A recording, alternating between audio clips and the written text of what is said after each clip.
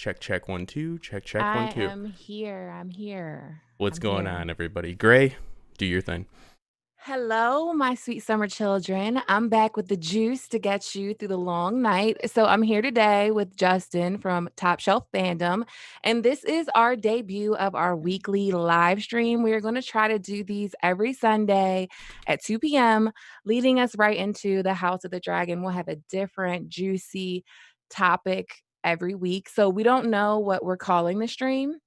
Um, I don't know, it's gonna be full of long night juice. Maybe you guys can help us with a good name, but you guys know Justin. I couldn't do this without him producing this shit and running the show because I don't I got y'all on the knowledge though. So all the links will be in the description. So today's topic is dragons, and what better place to start than dragons and dragon lore? If you're House Targaryen, just spam the chat with fire and dragon emojis. Yeah, absolutely. Yeah, you just brought all the knowledge and stuff like that. Like nothing big, no big deal. I do want to stress everybody, and I'm kind of Obsidian Road. I like the Obsidian Road. It's an obscure reference from one of our podcasts, but this is the first incarnation of it. It's the inception of it. We are going to keep making it. Meaning me, I will keep doing this better and better for you guys because this is live for a reason. We want your guys' interaction. We want this to be immersive, and this is a test run. But I am so happy and so proud and grateful to be here with Gray to talk about this because I, as a fan of A Song of Ice and Fire, as well as a connoisseur, am so happy that she is covering this series that we're probably going to have in about 2 years. But let's face it, the news is gathering up already, right? Yeah. The news for House of the Dragon has been coming out, like, a lot of different, websites have been reporting on, like, different leaks and things. So what we wanted to do was at the beginning of every stream, we're just gonna give, like, an update for the first 3 minutes. So what I wanted to do was just let you guys know that so far what we know, um, from leaks is that, we have there's been casting call for Daemon, Rhaenyra, and Alicent. Daemon's casting call was interesting to me because it puts him a little older than I thought it was gonna be. So The Independent basically reported that HBO is reportedly looking to cast the role of Prince Daemon Targaryen, another key part in House of the Dragon.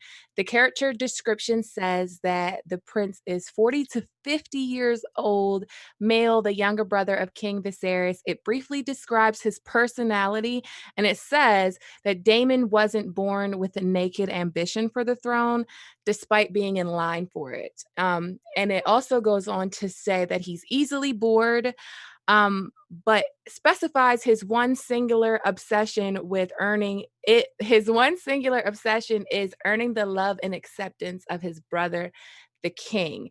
And he is also painted as the most experienced warrior of his time who is vile and heroic, both. Yeah. So a few things from this from me. It sounds like he needs an Adderall prescription, right? Because he gets bored easily. So we'll get him hooked up with that. And then also he yearns for the acceptance of his brother. But also this 40 to 50 years old and all these freaking ads on this site. I apologize. My God, how much money does the Independent need? They are not independent. That is a total paradox right there. The Independent, yeah, we have 50 ads and everything, but this is the most up to date. So what is your take on this? Because I ask you, like, is this a accurate depiction in your opinion? An accurate depiction of Damon, like the casting description? Yeah, 40 to 50, that seems a little late. I mean, yeah, the 40 to 50 is a I really wanted younger Damon, like great counsel Damon, but at the same time, like, I don't know, it's gonna be like the Rogue Prince. So it's gonna like, are we gonna get Damon being a Lord Commander of the Gold Cloaks? Probably not. But will we get him in the Stepstones? Probably. But And what then time does the that happen in the lore? It seems like 40 to 50 is once he's already married and so forth. I mean, married to and Rhaenyra. yeah, to Rhaenyra. I don't know. I mean, also like Daenerys in the show. or in the books is like 12, and in the show, she's played by somebody that was a lot older than 12. So they can always, just because they're saying they're looking for somebody that's 40 years old, doesn't mean they're gonna play them as a 40-year-old. Yeah, that is true. The Hollywood standard is if you're 30, you're in high school. If you're 40, you're, in your young 20s and so forth. And also, I think that we're looking at casting in a sense of exactly as you said, everybody needs to be aged up because even within the lore, but especially within A Song of Ice and Fire proper, we had to age up our protagonists. So I see, I mean, I really like that they are focusing on Damon. And I think that in this COVID lull, we really have an opportunity, guys. This is a straight to series adaptation, meaning they didn't need a pilot. And yes, that's absolutely a thing. There's many reasons for it, but it happens all the time. It's straight to series. You will for sure get your first season. And it means that they have faith in it and they don't want to go through a casting experience in the sense of if you do a pilot, seasoned actors and people that don't audition anymore don't tend not I'm not this isn't an absolute or blanket statement, but they're less likely to get a higher quality of people to show up because some people get past that point in their career. So having this go straight to series is beneficial for multiple reasons, and there's cons to it as well. We'll do a flow chart later, but I think it's a very interesting testament to what they're doing here as far as House of the Dragon, both because we kind of got to rewrite the rules of how production goes with COVID casting. Like I said, there is this lull, so people are looking for their next big project. And I Yeah. think we could really score some excellent actors and actresses for this. And I don't know. I think it sounds about on par, but I also have a theory. And it's a little bit more than a theory because I do have a little bit of insider knowledge, but it's a little bit in that they put these out now because they know that there's people like us and there's people all over social media that work as marketers for them, right? And they want to hear how people feel about things. So it's a feeler. It's smart, right? Like they're like, Yeah. oh, we're casting this person, and they get feedback. They're what they want from this person. This is what you, but it's true and it's smart. So I think that the game has changed for multiple reasons. Far too serious to even make light of, but at the same time, it's an interesting dynamic, right? Yeah, like, as far as I'm concerned, I think the description of Damon is, like, very on the nose, like, it's very like, Damon is one of the most misunderstood characters in the Dance of Dragons, like, big character, he's super misunderstood, he is like equal parts black and equal parts white. Like George R.R. Martin has written him in this way that you can love him and hate him at the same time. I've described him, I've done an entire video on Damon just on his character because I love him so much. Um, but I think he captures like that Jamie Lannister and Tyrion like in one person where he's smart, he's cunning, but he also will get down in the dirt and roll with you. Oh, I love that. And want to know what? I just gotta say, and remember, guys, if anybody's familiar with Joe Rogan, I'm the Jamie here, so we will definitely, I'm your surrogate here. I will definitely, point out any great insights, and that's what we really encourage. And I love it so much, Graham. I'm already vindicated in putting this time aside for this because these comments are so fantastic. Right away, we've got will they, and this is new to me. Will they ignore his bisexuality? Um, that's new to me too. Oh, are we Uh, ignoring his bisexuality? I I guess guess we maybe are we because are. I don't recall that Yeah, I at don't. all. But hey, let's. Why don't you do? Get yourself a YouTube channel. If you got a Gmail, you got one, and make yourself a video and convince us otherwise. I have not seen that. In there it is. Gray has not either. But yeah, I don't know. I don't know. Is there any implication of that? So, before we get started, I would like to thank Audible for sponsoring this stream. You can sign up with Audible and get a 30-day free trial and your first audiobook free. Start with Fire and Blood. If you want my suggestion, it also comes with the PDF. The link will be in the chat and in the description box. So we're going to be talking about dragons and who can ride them, how they are ridden, how they are claimed, all kinds of dragon juice and some of the secrets of the Valyrian dragon lords. And I'll be answering your questions. I have questions from Discord. And by the way, my Discord link is in the description box, and one of the moderators will put it in the chat. You can join Discord, join the book club. They do giveaways, they do tournaments. It's active over there. But let's just get into the juice. Absolutely. And the Dragon demands a much respected member of the community and somebody that is very, I think, well versed in the especially the production aspect of this. Says Daemon was 48 during the Civil War, so the fact that 40 to 50, for their casting means they're doing the Rogue Prince. Yeah, absolutely. I reinforce that. And you're definitely somebody that's well versed in it. The Dragon demands, and I agree with that. That actually is a good inclination because remember, like we said, 40 to 50, I guess, really kind of means like 30 years old at this point. Yeah. I really just want to win off in the stepstones. Like, I need to see that for my life to be whole. But anyway. Yeah, so we're hearing that Tony Teflon, a good friend of the show, mentioned Jonathan Rhys Meyers. It would be great for Daemon. I love him to death. If you guys have seen my Vikings videos, he whisper yells in the best way. I don't know if he's yelling or whispering, but I don't know. I think that they are going to probably look for some, not staple names. They want to make names, even with this COVID low. But like I said, there is a plethora of talent out there, but I'll let Gray take it because that is what she does best. Before I get right into it, I just got a super chat. Thank you for $5 from Kenneth Thompson, and he says, "Hi, Gray and guest. Can you please do a podcast with In Deep Geek about House of the Dragon or Game of Thrones? You two have the most soothing voice. I listen to you both all day. I love In Deep. I love In Deep Geek. Good friend of mine." Met him in real life, real nice guy. We actually have a video together on my channel about Melisandre. I'll try to get that link for you, but thanks so much for the super chat. So let's go to the start of this. So the start of the Dance of Dragons was like the height of the dragons in Westeros.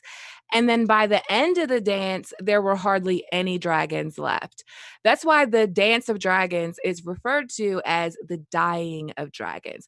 There's like these big, huge dragon fights and big battles. Like, really, if you think about it, the battles, like the actual battles that were fought during House of the Dragon, they're way bigger than the battles that were fought in A Song of Ice and Fire, Game of Thrones. Yeah. And it's Go ahead. Yeah, I think that's interesting because what we usually deal with is the warrior after the war with George. And this is one of the best examples of a war story from George.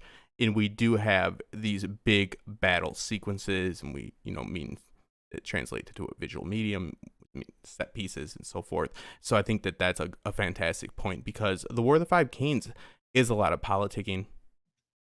Yeah. We have a lot of the commentary about Robert's Rebellion, the Greyjoy Rebellion, and so forth. But at the same time, I think that what we have here is still that nice political nuance, right? Like with people taking sides and constantly, lord upon lord switching. And I know you're going to get into the juice and tell everybody about why they would switch or who could ride a dragon, who couldn't, what dragons were available, who had the nukes, who didn't. But yeah, I think it's a fantastic aspect. I think this is his most war-driven story, meaning it's not the after the war story. This is the most complete story we get during the time. Yeah, it's like from start to finish, it's like a battle every day, every week. There's somebody fighting, somebody switching sides, somebody backstabbing. It's not a happy story. Like, it's a very interesting and complex story. And there is so much that we don't know when it comes to the Dance of Dragons. So I know, like, if you've read Fire and Blood, you're like, oh, well, I know how this ends. I know how this happens. I know what happens here. Like, why would this interest me? Why should I watch this? Like, this isn't going to be surprising. but there's so much more that we do not know about the dragons themselves and the Targaryens themselves and all of like the testimony of Mushroom. It's all disputed things. Like Mushroom. yes, Mushroom.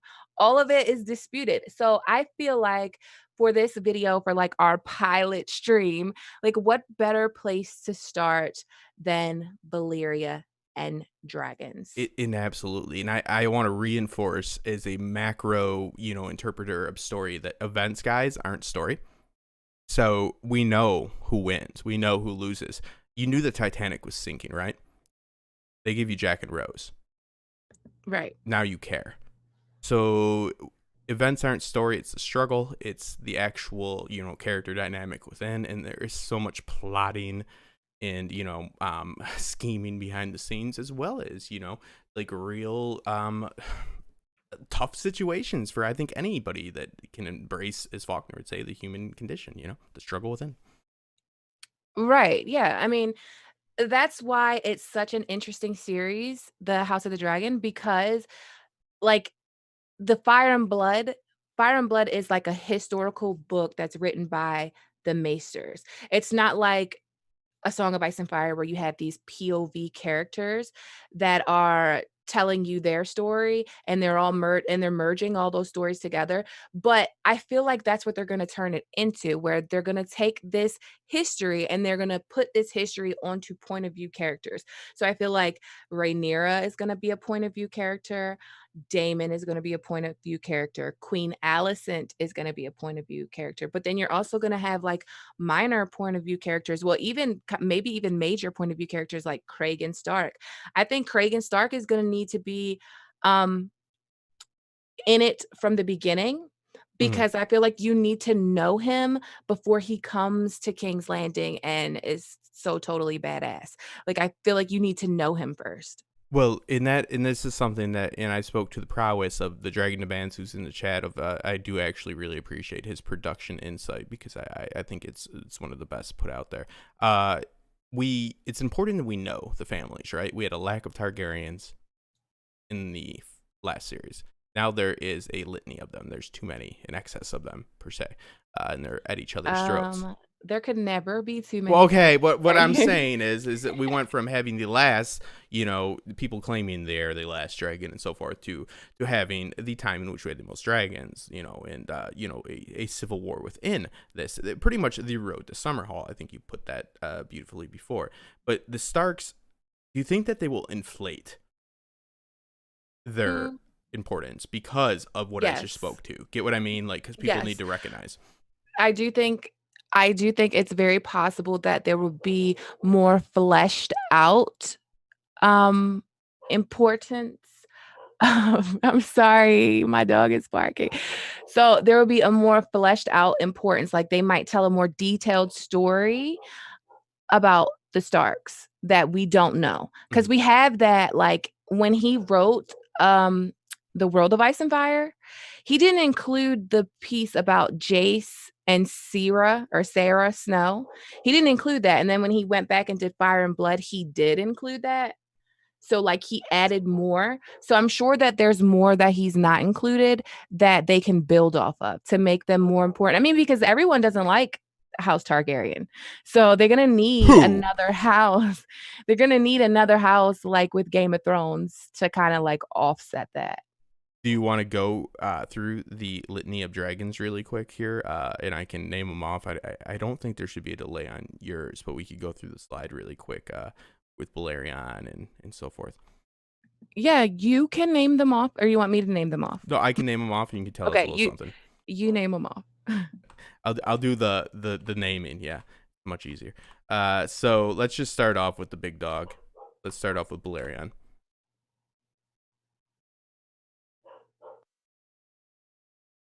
Are you there? I'm here. Belarion. So we have Belarion the Black Dread. Belarion is the biggest dragon of House Targaryen. The oldest living dragon. He had 5 different riders. He is the the skull that's in the basement or the basement. He's the skull that's in the dungeon of the Red Keep. Well, basements are modern day dungeons. We branded them differently because it said, "Hey, I get a walk-in dungeon." Doesn't sound as good, right? Right, but Belarion is, he came with the Targaryens from Valyria. So he came with Aenar Targaryen from Valyria, and Aegon Targaryen rode him, Maegor Targaryen rode him, Arya and Viserys Targaryen. Yeah, he's like the epitome, right? Like he's like the highest bar for the dragon. Then we have Arax, um, and which is ridden by another Valerian, Yeah. not a Targaryen. So Arax is Prince Lucerys Valyrian's dragon, and oh my god. Sorry. So Arax, Your own dragon's going a little bit wild my tonight. dragon is fucking losing it. I'm Yuki House sorry. Gray, Yuki House Gray. Oh my gosh, And my you can give dragon me is legit. specifics, and like I said, we are like literally paving this Obsidian Road as we go. So like, if you don't want to have to go through them all, Gray, like don't worry about it. Like, and I want to do credit to Johnny B. Crazy from the House of Conqueror for almost every single one of these except for two. My boy Johnny, always been by my side, has provided me with this art, and he should be, whether or not you know it, he's making content. That's all I'll say. So, did I miss a super chat? I can go to that. I think I missed a super Oh chat, yeah, you but might have. so I have a so let me do the super chat really quick. So I have a $10 super chat from Mimi Biz. Did I say that right? Thank you. Just a little something something to show support. Love your channel. Playing catch up on the years of content. Yay for lives. Thank you so much. I hope you enjoy the binge. Okay, so Jocelyn posted them in the Discord, so I'm just gonna go to the Discord. I'm sorry, guys. You gotta excuse Yuki. She's like leaving. She's flipping out. That's what happens when Oh, you Yuki, so loyal but so when inconvenient. you live stream. That's wrong with her. And we don't have to go through them all. I just know we have the slides, so if you just want me to run through them, we can. Okay, and we also had a super chat from Shelly1 for $5. No comment or question. Shelly, if you have a question, just type your question in and one of my moderators will grab it for me. Thank you. Absolutely. And we are working to, I'm going to be talking, I know Gray said, with your Discord people, and I will be having a separate Discord thread because we want to definitely embrace the immersion and the more in which you are immersed into Lady Gray's and Yuki's world. More Yuki at this point. I was But so no, yeah. Hey, she's a lifesaver. Yeah, then we will embrace that as well. So go ahead. Okay, so we were talking about Arax and Lucerys Valerion. So Lucerys Valerion is actually Rhaenyra's son, and it's supposed to be her son by her husband, who is a Valerion. And an interesting fact is that the Valerian House Valerion is actually a minor house from Valyria, and they weren't dragon riders in Valyria because like that's a big misconception about Valyria is like that everybody had dragons, kind of like how everybody has cars. It wasn't like that. There were like the dragon lords were the like power of the freehold. So it was like just 40 families Yeah. that had dragons and that could ride the dragons. And that's where this is like where I get, and this is where I like hassle you. You know, like I'm like, so what's the difference between blood magic and Valyrian magic? Is there a difference? And this is where you get the old Valyria and the dragon lords and how they tame their dragons, whether it's through horn or through blood, you know, meaning like you were predestined or genetically engineered in some sense. There's, you know, a few ongoing arguments about that to ride a dragon, or if you're just like Jon Snow and Dany in the show, which let's not do that ever again, of maybe your lover, maybe your aunt. Get on the dragon and see what happens. But yeah, the Valyria, it's very interesting that there's 40, you know, dragon lords within Valyria from what we know from the lore and the way in which they maintain that power. As we know, people maintain power and sorry guys, I think you all know the unethical ways. So how much are we to believe? I mean, let's be honest here. The Game of Thrones, like the real Game of Thrones, is that all that shit started in Valyria. Like Valyria is described as like this savage, so it's the freehold, right? Hmm. But besides it being the freehold, like it says at its apex, Valyria was the greatest city in the known world, the center of civilization. Within its shining walls, two score rival houses vied for power and glory in court and council, rising and falling in an endless, subtle, off savage struggle for dominance. So if you take the Game of Thrones, right? Hmm.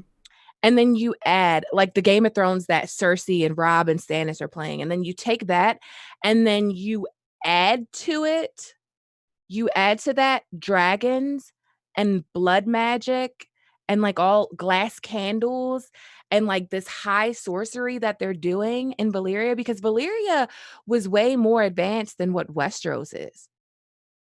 Yeah, I mean that's Valyria. yeah, we definitely we do see the building methods, meaning the construction of the high tower and so forth. In Storm's End, I believe, is even built with there is Valyrian like a base foundation to it. But I also look at it a little bit of a scapegoat as well. It's how we do with history of like, oh, like think about if you went out to a fancy dinner for your first date and us scumbag guys can maybe relate to this in some parody way, and you say, oh man, I forgot my wallet. It's almost like, hey, we used to be so great, now it's all gone. So how much is that actual fact, and how much of it is romanticizing history, as we tend to do? Bad Well, metaphor, I'll get a better I'm metaphor. sure a lot of it is romanticizing history, but we do know that George R.R. Martin um built, I won't say built, but he modeled Valyria and the Valyrians around the Romans and the Roman Empire. Mm. Um so there's a lot to be said for like the Roman Empire and how advanced they were and how ahead of their time they were. I mean, as awful as they were, because you could say that about the Valyrians too. Like, hey, the Valyrians, they kind of conquered people and they kind of had slaves and stuff. So they're not good people. And that's the same as the Roman Empire. But then like there's one-to-one connections like Venice and Bravos where you Yes. can really see the Roman influence that George is going with, and I totally love that. Well, yeah, I Yeah, really. and the roads, the Dragon's demands just at the roads, yeah, and the roads, like the dragon roads Yeah. still being there, yeah, That that's that is when Augustus turned. I think it was dirt into marble. Was Augustus was the adopted son of Julius Caesar. He's Octavius. yeah. I He mean, he is the as I would call it back.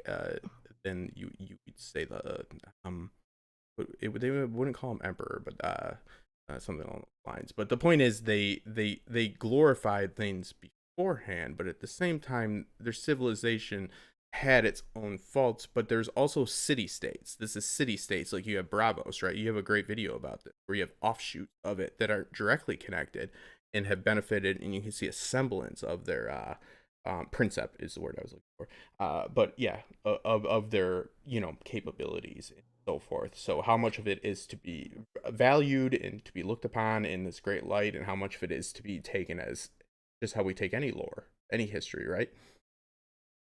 With a yeah, grain of and that's salt. why it's such an immersive world that George has built because he has taken so much from history, whether it be the Romans, Egyptians, Viking, whatever it is, he has put that, filtered it some, and put it in his world. And that's like why I really like it. Like even with Aegon's conquest, like what's his Norman? It's like Norman's conquest of England. Like there, and then the War of the Roses thing and the Black Dinner, like he incorporates so much stuff from history, and that's why it's so immersive. But anyway, Valyria was terrible.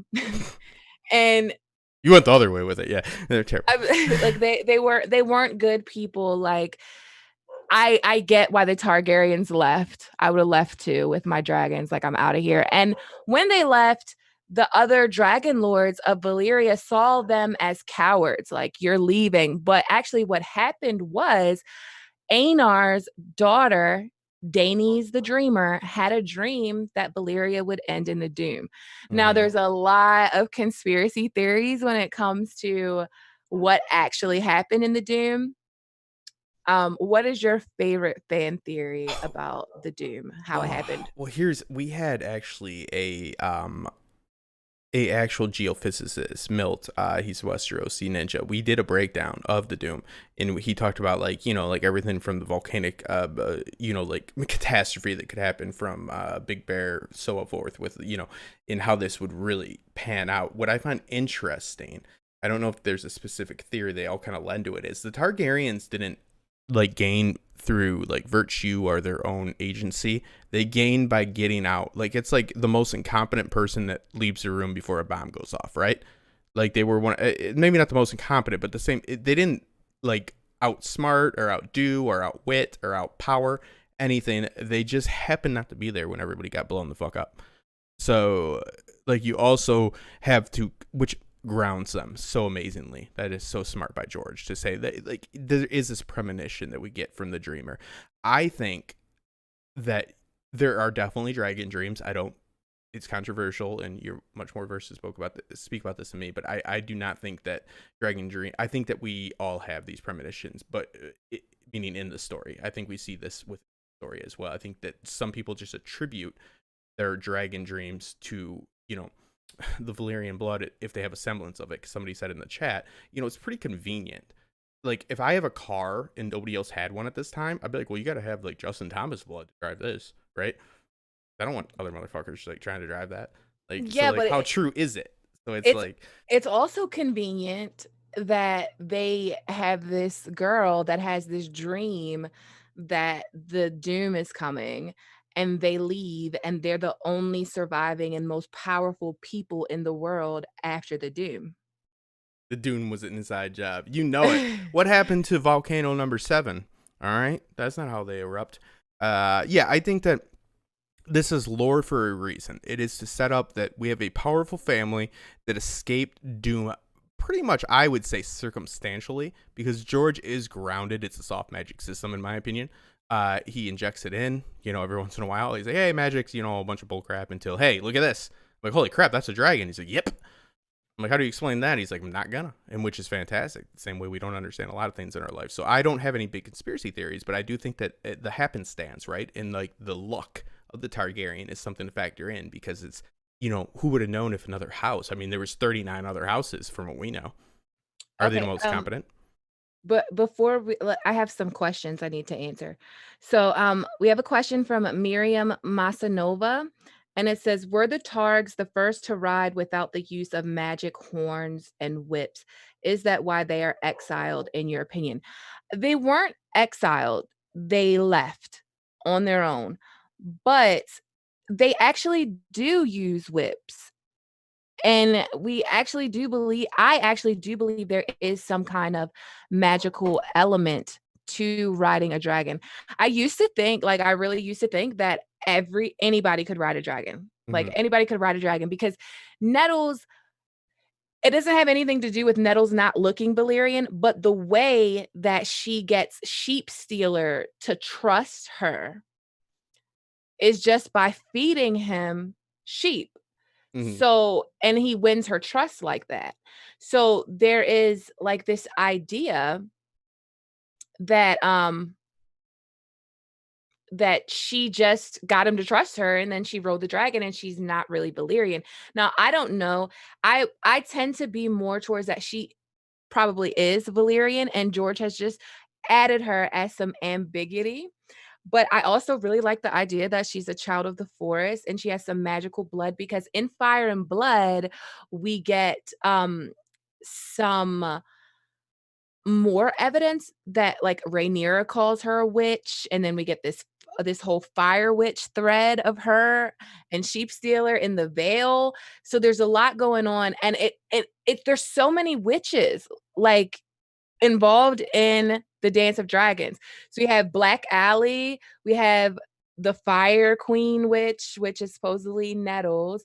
I mean, there's like a whole bunch of stuff going on, and there's witches involved. Like the whole Battle of the God's Eye thing, like Damon is with the Nettles, and Aemon is with his girl, and it's like, I don't know.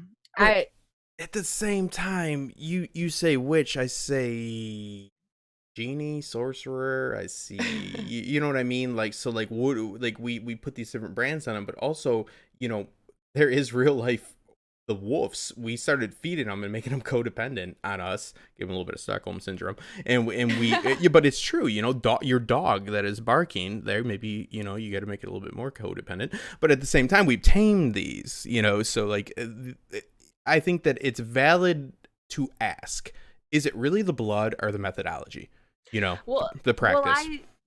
I feel like it's not clear, but I also feel like the Targaryens are in some ways connected to those dragons more than what we think, because you have instances where, like, Rhaenyra has a baby that looks like a dragon. Maegor has these kids that look like dragons. Daenerys, little Rhaego looked like a dragon. Like, they have there may be some kind of intermingling of that DNA. Like, I'm not trying to say like the Valyrians are out there fucking dragons. I'm just saying like they've You heard it probably done first, some guys. You kind heard it of first. You did hear like it first on there. science-y experience, Science some kind wasn't. of science experience. I mean, I don't know exactly how to say, but like magic, like I'm sure there's some kind of DNA mutation kind of magic that they got going on, like some Kyber stuff. Because you have to think like Valyria is way more advanced than Westeros. They say it Like was. Yeah. Well, the building it methods definitely was. were. The building methods definitely were, but they were so advanced to the point of, and this is this existentialism, you know, this dread, existential dread, you know, like of, oh man, we only get like pretty much we're dealing with it now, we're gonna make robots that are gonna kill us. So it's like they get to this point, but it wasn't naturalistic, right? Like an environmental, a catastrophe that wasn't like, from what we know, and I had a geophysicist on, so I hope I know, or he knew, but like it seems like this was kind of like just like bad luck, right? Like they didn't kill themselves, like the dragons didn't blow them up. No, well, I don't if you guys ever watched the podcast that me, Quinn, and LML did on Belarian magic and Valyria, we talked about the theory that the Valyrians had these mages that like I mean these big wizards, like think Gandalf level Yeah, wizards, and they're controlling these flames, they're controlling these fires, they're keeping these volcanoes from erupting, and then these rival families start killing these mages, and then there's no mages left that are as good as the ones that were killed to fix it. So boom, it's yeah. blown up. I don't think we'll ever get a for sure answer, and that ambiguity is powerful within George's story. In the story in which we're going into, the House of the Dragon, you know, lends itself to, listen, the people of Westeros, they pretty much came over with a new breed, the dragon, which is one hell of a breed, and they're like, yeah, Yeah. this is ours. So like nobody's gonna be like, well, maybe I can, like, you know, throw out some sheep every once in a while. And Meadows is like, yeah, just like feed the thing, pet it, give it like a dog bed, a dragon bed, blah blah blah, and you'll be good. You know what I mean? Like, but there's like, but also like during the dance, we see a lot of change of allegiances due to, I relate this to like nuclear power, right? Like, you know, like a sense of like who's got the most guns, and you know, we see this change from time to time, but we do see a series of dragons within the dance in which cannot be ridden, Right. which is a big No. problem because they're like, yo, I got all these missiles, like, but you ain't got the code. Yeah, like nobody can get the cannibal. Nobody. He doesn't want anybody near him. He'll eat you, and he'll eat other dragons too. And then there's also people that we know have dragon blood or Valyrian blood, and like Sheep Stealer tried to kill them. So it's more than just blood, I think. I think there's a lot of different elements that Because comes. I mean, how many families Gray have technically, like the Baratheons have it, Blackwoods, right? Like the DNA is prominent within a lot of the houses of Westeros, especially within Yeah. Central, right? Yeah, sure. I mean, they've interbred a lot. They try to keep their bloodlines as pure as they can, but they still like don't keep them all the way pure. Ooh, and do you want to touch on that because of the point of we need to keep we derive our power from our blood. So this is a little bit of an insight into it's not a gambit, right? Because they keep and this speaks true to Anglo-Saxon and the Franks and so forth. We're talking about antiquity of houses wanting to keep their bloodlines pure, so they I don't know any better. It's not my channel, so but if they get with each other, incest, and it turns into a mess. So they become less powerful in the seeking of perceived power, right? Because they're less and less stable because So can't be basically, doing what that. you're implying is what they're doing to preserve actually destroys. Is Yes, that what you're implying? Yeah, I mean, there's an element of that, definitely. it seems like they are so desperate to keep that hold on power that they do anything without act. Like that's where you have that science part of George that tags in, like you said, for a moment, but then it tags out because they're like, okay, so if it's only Valyrian blood, then we'll just marry sisters, cousins, and so forth, and then syphilis occurs. They become unstable. You get the Mad King and many others, and it seems to be problematic. So, what are the examples in the dance that you'll think we'll get in the show? Like, this is a genuine interest of me and putting you on the spot. Like, of other, are we getting non-Targaryen dragon riders? Will be better. I think we have to. We have to get like, I mean, because House of Valerian, Yeah, we have to get that. Like, we have to have uh Laner, Lanar. We have to have Lanar and it's his Larry. It's sister. Larry. We have to have them. Um, we have to because we have to have Vagar.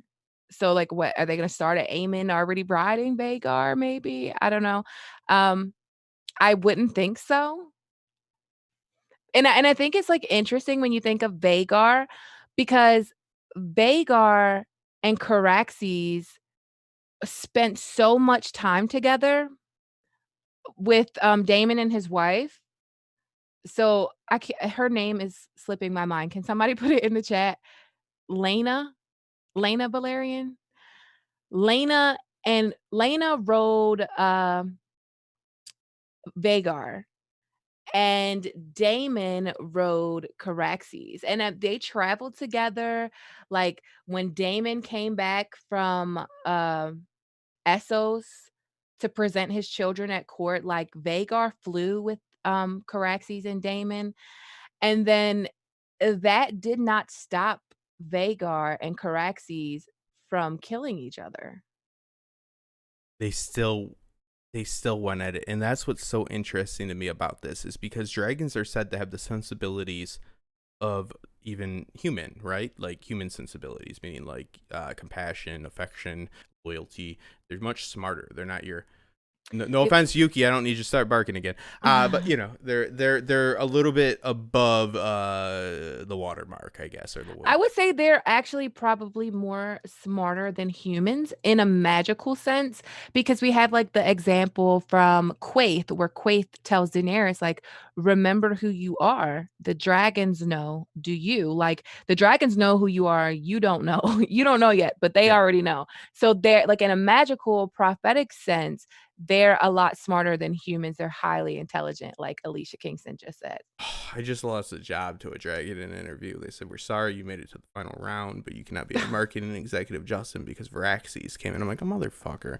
We're putting that hell, the dragon copter pad, whatever we'll call it, Of the landing. But the one thing also is people are asking about the way in which they ride. So the dragon rider is bound to a dragon if they can. So hypothetically, you can, you know in my opinion, for whatever it's worth, is kind of like sneak your way in and like caress your way into becoming like familiar with the dragon or attached to it. But also, there's different methods, right, that we're gonna explore, and I hope we explore in this series. I think they'd really be missing out because that's a big thing. Like riding a steed, a horse, is a big thing in medieval battle. Like your prowess within it. So I have some questions really quick from Discord. So it says So the question is from YouTube user Shady Tyrell. Did they ever have dragon sports in old Valyria? That must have been entertaining.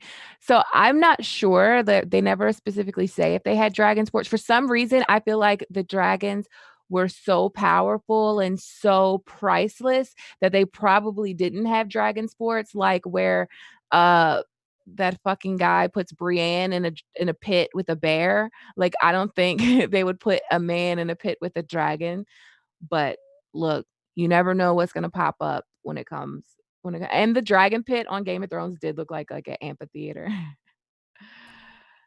So, I also have a super chat from the Purple Lord Leo Anasi.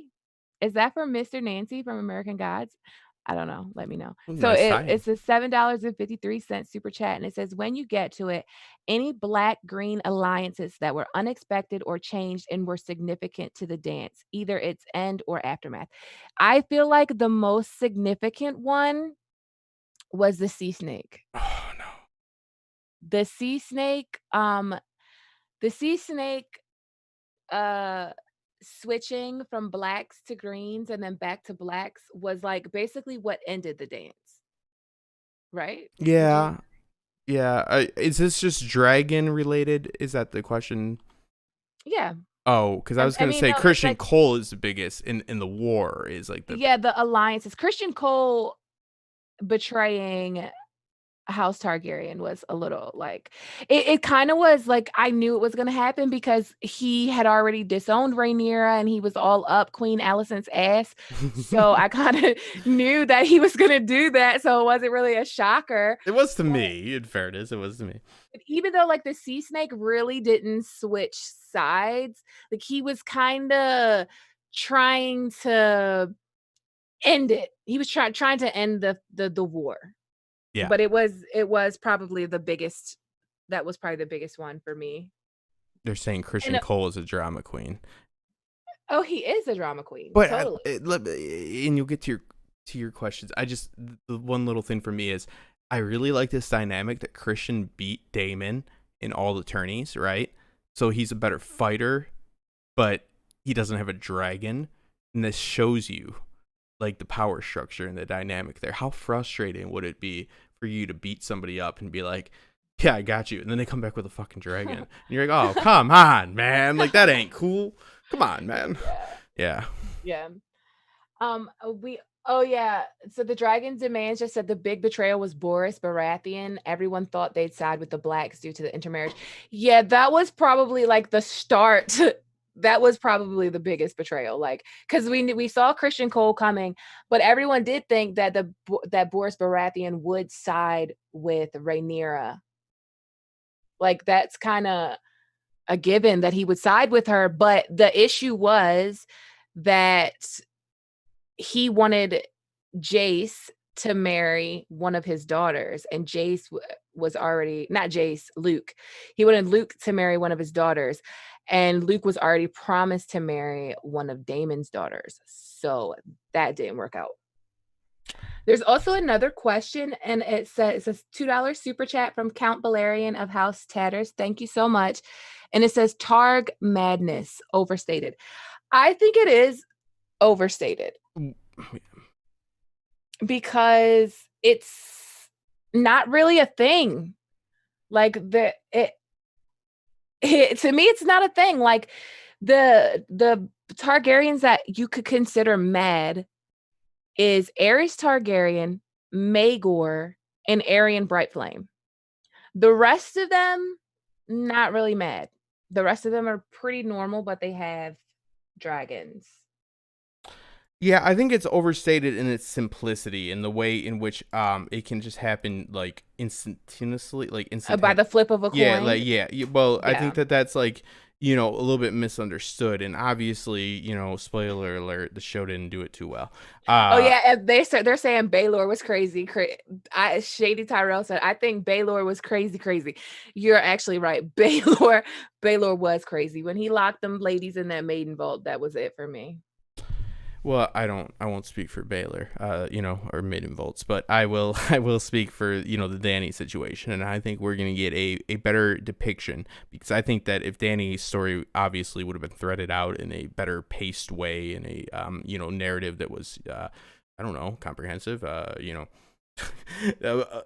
ability to like understand what was happening to a character, meaning empathy, understand what they're doing is what they think they need to do, not that you hate them or love them. But like Danny would have been fed up by this point, but they did the cliff notes, we all know that. So yeah, I don't think this Targ is like this like schizophrenia per se.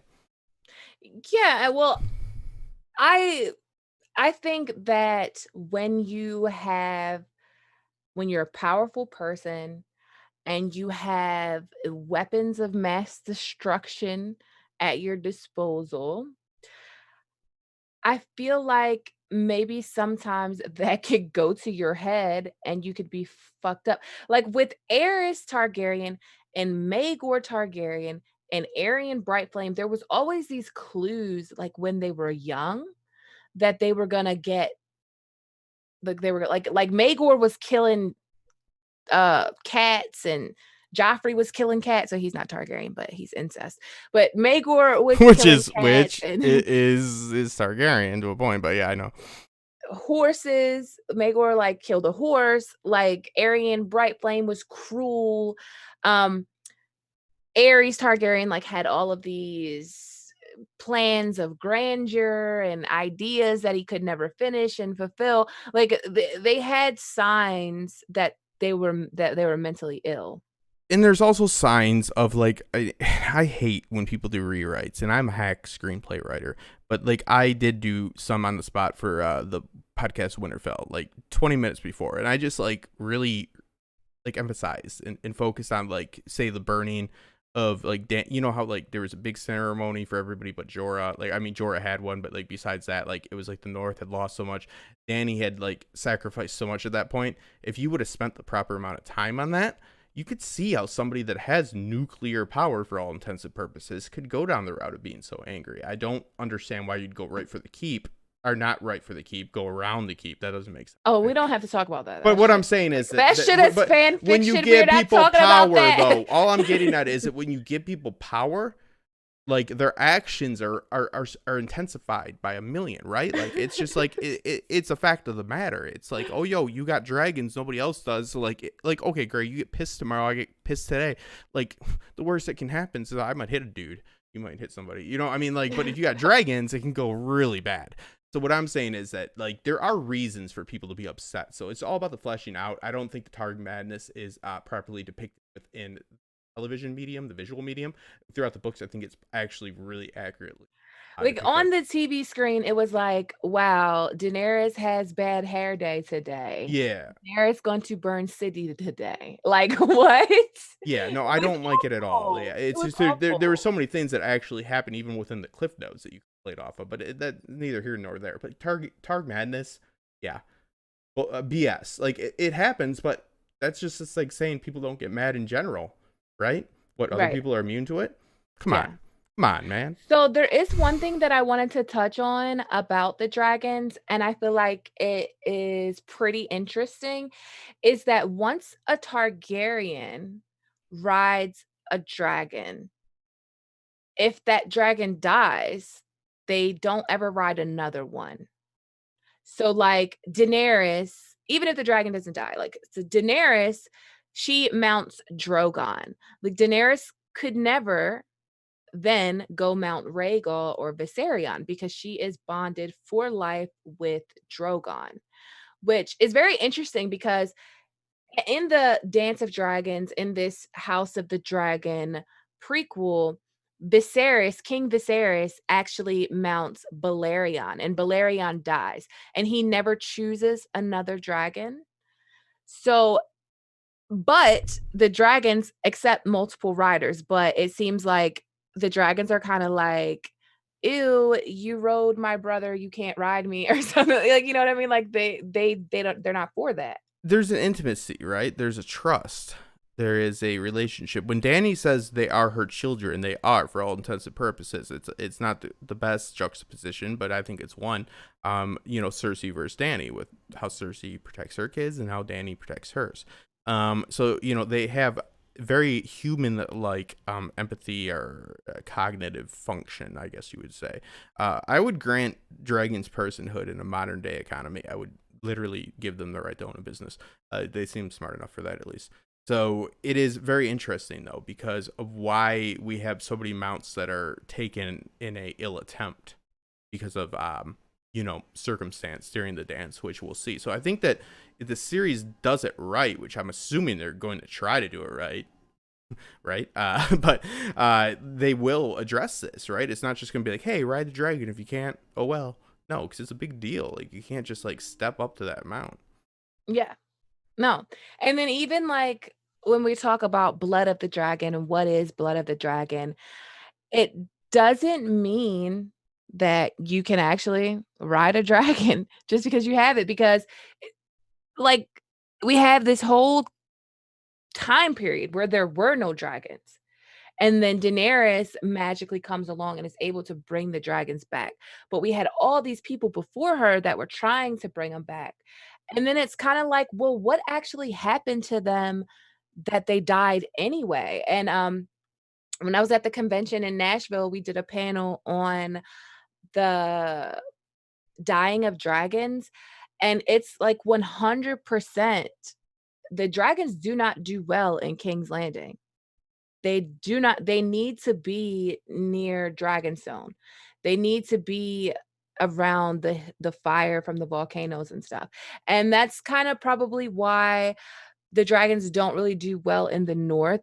Well, there's not really a there that's kind of a show thing. But we do have the thing where Silverwing like won't go past the wall, which that could be a magic thing, but it is what it is. Well, there's a lot of magic things, right? Like, why didn't the White Walkers go past the wall? It's like, well, it seems like they could have done it at any point, right? Yeah. So I think there's a lot of this like propping up of circumstance and I would say I would say agency over the power at hand, in which all people do. Like, a smart thing to do at a job is to say, hey, I'm the only one that can do this. So this is kind of inherently like like voiced through the Targaryen blood, but again, like, people, you have a smart crowd here, they brought it up, like, it's like obviously other people other than Targaryens, and that Yeah. Targaryen blood flows through. So it's like this gambit, it's this game, it's this persuasion, it's a hustle. I think one thing that we're gonna get to see in House of the Dragon is how dragons are claimed. Like, you're going to actually see dragons being claimed because you have the red sowing. So you have the dragon seeds, the bastard Targaryens of Dragonstone claiming dragons. So we have like Hugh the Hammer. Hugh the Hammer is like the son of a blacksmith, and he's going to ride Vermithor. You have Off the White. Off the White is going to ride Silverwing. You have Adam of Hall and Alan of Hall, which are going to ride Sea Smoke, and Alan of Hall is going to ride Grey Ghost. And a fun fact about Alan of Hall is we know that he has Valyrian blood, and he tried to claim Sheepstealer, and Sheepstealer would not fuck with him. And by Zendaya, but I mean, she's probably too expensive right now. Did he offer Sheepstealer a sheep? Did he offer Sheepstealer a sheep? I don't know. Because that would be the go-to for me. I'd be like, we better bring some sheep. But the fact that we know he's of Valyrian blood, and he wasn't he wasn't accepted by the dragon. But we're like at an hour right now, and Yeah. Go ahead. Oh, no, I'm sorry. I just wanted to reinforce the idea of like the Valyrian magic versus, like, let's say like green sight, or even we'll go with like one of the big questions that we had before we started doing this series was, I asked you privately, like, something I wanted to explore was like the magic system in general, because we are at the Obsidian Road, go for it, to House of the Dragon, and I think it's very interesting to like figure out, like, like, because there's very common tropes within these magical systems, soft and hard, but I think that, the Valyrians have a lot, like the obsidian candles kind of do the same thing as green sight, dude, to a point. So like I really appreciate your knowledge on that, and you're I so. would say that the all of the magic is all connected. I talked to Joe Magician. He has like this theory of like ley lines where the magic is coming from these ley lines in the earth, these points. And if you actually look at the magic, so Valyrian magic, Marwyn the Mage says it's all rooted in fire and blood. So blood sacrifice and fire. And then if you look at the magic of the children of the forest, that's all rooted in blood sacrifice and obsidian, but obsidian is actually called in Valyrian frozen fire. So we know that they were sacrificing people to the weirwood trees. We saw that in Bran's flashback in A Dance with Dragons. We also saw it when the in the history book, when they say that they brought down the hammers of the water and, like, sacrificed all these kids, their own young or captives, like 1,000, so we know that their magic is, like, fire and blood based, frozen fire and blood, and then we have Melisandre, which is another person that we've seen do big things with magic, and she burns people alive. She uses blood magic, fire and blood. So I feel like it's all connected, and we're gonna get like a much bigger look at the magic system once we get House of the Dragon, and even when we get the Winds of Winter, because it's getting a lot more magical than it was like 4 books ago. Yeah. That's what I find fascinating. I think that that's what's worth tapping into, and we have people, and I know we'll be back next week talking about the hatchlings, and that's something that happens throughout the dance, but definitely predominantly at the end as well, like in a big way, meaning like they need other dragons because they've ran short on their nukes. So like all these like methods. So it's like I guess it kind of comes down to is like what are they doing that's like what they think they need to do and what is actually working. Which is worth exploring. And how are they going to depict this within the series? Because giving you a like note by note, bullet point by bullet point explanation for how Gandalf does magic doesn't make it magic. It makes it science. And George kind of like straddles that very well, but you also can't go one way too much or the other way too much. I think this is handled perfectly because we see the expectation of how they should handle these magical systems, meaning in world. And I think it's always left up to debate, and it always will be. You don't have a definitive answer on what magic is because that's not magic. That's science. Straight up science. So yeah, I'm looking forward to it.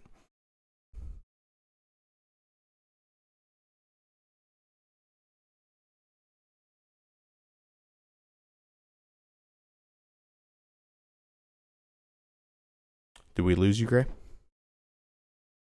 Oh gosh, I'm sorry. So we have a question from Discord. Marie, it says, I'm curious about why they're starting with the dance. Is that really the best place to begin since it's called House of the Dragon? It seems like it would begin earlier and cover more years. So I think that a lot of people wanted the Dance of Dragons. I personally did not want not that I didn't want it, I didn't want it right now. I'm way more interested in the Blackfire Rebellion, but I get why they started there, and there's always the potential to go back, to work backwards and kinda up the ante as they go. And then the next question is from Miriam Masanova, and it says, we needed to talk about what happened to Arya and Belarion, please. How large are fireworms if they could wound Belarion? Discord name is oh wait. Sorry. Never mind. So um I guess I will do a separate video on Arya Targaryen and Balerion because like trying to explain that in one sitting, like in like 5 minutes, I won't be able to do. But basically, I think the fireworms are kind of remnants of failed dragons that were probably being made. If you have ever I've read George R. R. Martin's short story called The House of the Worm, Mm-hmm. and it's very like it reminds me of Valyria, it reminds me of the fireworms, it reminds me of all that. So I will do a whole video Yeah. on that. And then the next question is from Discord, Visenya, and it says, "I wonder how large our fire." Wait, no, I'm sorry, I'm fucking up. "I wonder what POVs we are going to get and who the story will follow, since the dance wasn't written like A Song of Ice and Fire was with all the POV Hmm. chapters. Are we going to get individual storylines like Game of Thrones where everything just comes together at the end, or will it be following one person?" Yeah. So you can answer that, Justin. Well, yeah, what you have is an omniscient perspective, essentially, even though it's hindered by loyalties and circumstance, meaning it is written by just like all of our source accounts within history are written. When did they write it? Why did they write it? Who did they write it for? Right? When, where, how, and why. So what we have here is we have a traditional narrative in which George's work, actually the unadaptable, does actually adapt quite well, as long as you have the technology and the budget for it. Maybe not the casting. It's still I think has the highest amount of cast members for any network show or any prime, you know, HBO, blah blah blah show. But at the same time, yeah, what we have is events, and it's very important to recognize events are not story, and we are being shown who they will at least give us perspectives from and who it's advantageous. You always want to look at events and say who's the best eyes on the ground for that event. If you have a World War II story, who are the best eyes on the ground for a Normandy invasion, right?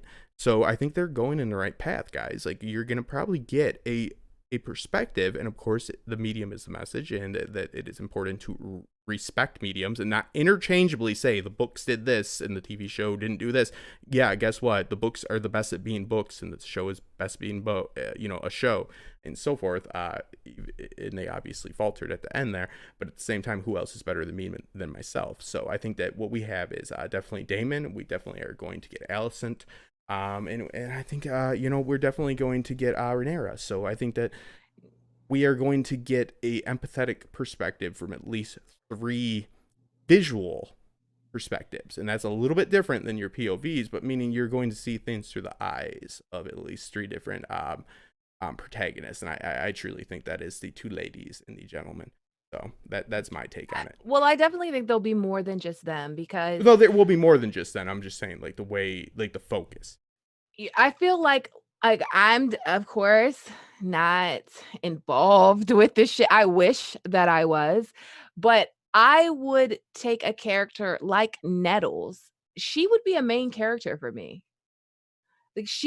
Like her story alone is so interesting. But And she's very involved. She's very involved she in the dance. she is in, but when you go to a visual medium, you don't have the luxury, in both also the hassle of a personal perspective. It is a visual conveyance of a No, story. So I think but you Nettles is have going to be important, but whose eyes do we see Nettles through? Essentially, it should be her own. they can It should do be that. her I own mean, would eye. you consider Melisandre's or Melisandre's? Sorry. Yeah, I would consider her her own character, not Then like yeah, to that level, yes. But I think you'd say John, Danny, Ned, Bran. yeah, and then we'll Get what have I mean? so we'll have the sea snake as a Davos character. Yeah, it's a different perspective, guys. Like, that's the thing. Like, I don't mean that you're not going to get their narrative, but there are primary perspectives, meaning they show events that primarily affect protagonists, because protagonists have events that progress their story. It's kind of like a it's very in sync. They depend on each other. So I'm not saying Nettles isn't going to be a big part, but I think actually she'd be bigger than Missandei's character. I think she should be Yeah. bigger. And if you consider her to have a perspective, because again, it's different. You don't have it labeled for you. They don't put it on screen. It's not Mhm. Outlander. I think that, yeah, you're gonna get that. I think, and it deserves that, because Nettles is the outlier, right? Especially with the dragon. So, I have another super chat from for 4.99 from Lena Snow. Thank you so much.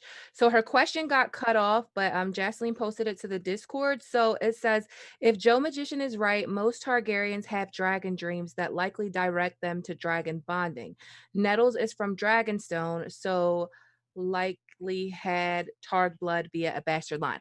Yeah, like that's the thing. The most obvious answer is that Nettles does have Valyrian blood, and all of the people that did ride dragons have Valyrian blood. We know most of them do.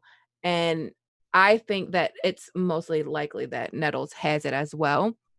But there's so much what is the word? Ambiguity? Yeah, there's power and ambiguity. Yeah, there's so much, and there's so much of it that us finding out what actually is gonna happen, is gonna be interesting, and we will see it, like, we will see her actually claim sheep stealer. We will see that on screen, and we will see some of her back, like, there's no way they can tell the Dance of Dragons without doing the red sewing. Mhm. There's no way. Like, if they do, I won't watch this shit. Yeah, they need to do it right because it needs to be ambiguous for it to have power. If, like I said, it might be a bad metaphor, but if Gandalf is like laid out how his magic works, that's no longer soft, hard magic, but that's fucking science, people. Like, there's power and ambiguity, and all the questions you have to ask, meaning like, okay, so we should see Nettles definitely like tame her, a dragon, but also we should question, is that like that she figured out something they didn't, or is this an exception?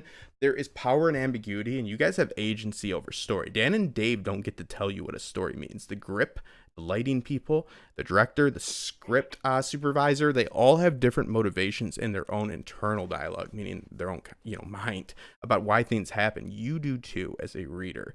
They messed up. Do not interpret story according to if you hear Dan and Dave said that Danny's And always crazy. Yeah, that's crazy. Like, they're not God.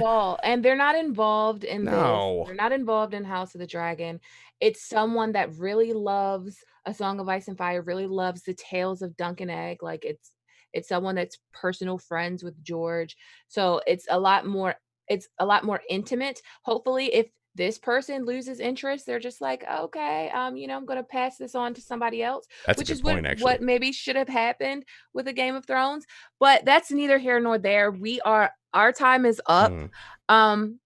We're going to be doing this every Sunday. The next topic that we're going to be doing is we're going to actually be talking about the Starks in House of the Dragon.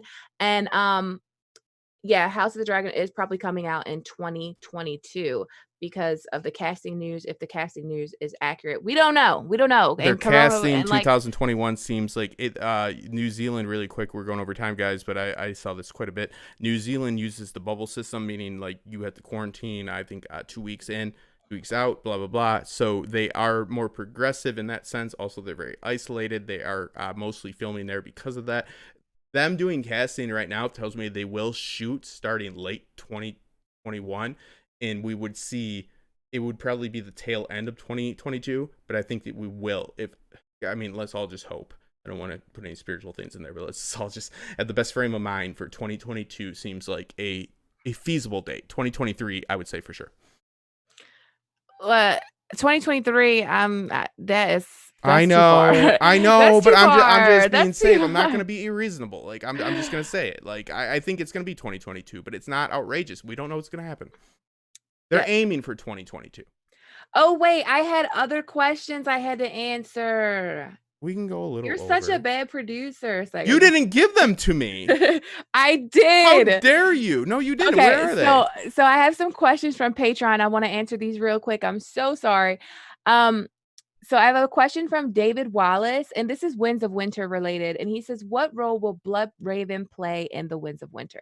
So I definitely think that Blood Raven is not good, but not bad either. Like, he's kind of just like this natural force. So I do think he will be training Bran. I don't think he's like out to steal Bran's body or anything like that. So I definitely think that Bloodraven is going to be like training Bran like he was in Dance, and just trying to get Bran to be on the path that he needs Bran to be on. And Mel of Winterfell, aka Melissa, she said, I still want to laugh every time I think of you calling Catelyn a Karen. I've always tried to label Catelyn because she is a complicated character. Complicated character is the nicest way I can describe her. On the bright side, being complicated is what makes A Song of Ice and Fire so great, as well as all the other crazy Oops, I mean complicated characters. I guess I have one question right now. Do you think George R. R. Martin added a few too many new characters plots in the last couple of books of A Song of Ice and Fire? I do think that he has a tendency to like let the story get a little out of control. like like uh, could you imagine like you're adapting this book and Mhm. then when the winter comes out and you get this whole other thread with Vagon? Like D&D were just like, "Oh, nope, not doing it." Yeah, and I see him in Twitter now. I guess I apologize. Yeah, and I I got was him on just screen. playing, I got Justin. him on Calm screen. down. No, but we will. But no, I really wanted to push the. No, you can. I am your Jamie. You can slam me as much as you want. I just want to really, you know, uh, throw out there that we want this immersion, so we are gonna work on it every single week to get them out Yeah. there. Yeah, The stream's gonna get better and better yeah. every single week. Yeah, I'm not worried about me. You can poop on me. I don't care. But yes, the I guess so here's the issue with that is I think that Aegon, however you want to take it, would never be a feasible for a visual medium. Meaning you would already have this cut if you were to do a movie with Danny on one side and John on the other side. That would be your whole story right there. You would lose so much. So I think that you can easily actually insert his story thread as they could have. But as far as did he do too much? The problem is Mm, he sets himself up for a lot of payout. And we get so immersed in Euron. We get so immersed in these new characters. And that is the ride. Sometimes that end detrimental, right, guys? Like, because it does come to somewhat of an end. Because it's an ending of a story, meaning things have to conclude. Things get yeah. simplified no matter what. So, like, if you're a big Euron guy and, like, there's all these premonitions, Valyrian metal or, armor, blah blah blah. But there's a lot of like really interesting, like Crowfoot's daughter was mentioned in the chat. Huge fan of Amanda. Like she has great theories, right? Like that really get you through them. So you have to be able to separate yourself. So my answer to that is he is a great gardener. But if you were to look at your whole garden and you planted everything in the world possible, and only a few things sprouted, as can only happen, right? Like not everything's gonna sprout. Then you have to also anticipate that. And Yeah. yeah, so like part of the fun of the theory is part of the downfall. It's like a paradox. Yeah. So the other question is from Stephen Dillon, and it says, "Do you think we'll see the truth behind Jacaerys and Sarah Snow?" I'm gonna like answer this question like yes, I do think we're gonna see the truth of that, but we're gonna be addressing that in depth on next Sunday's stream.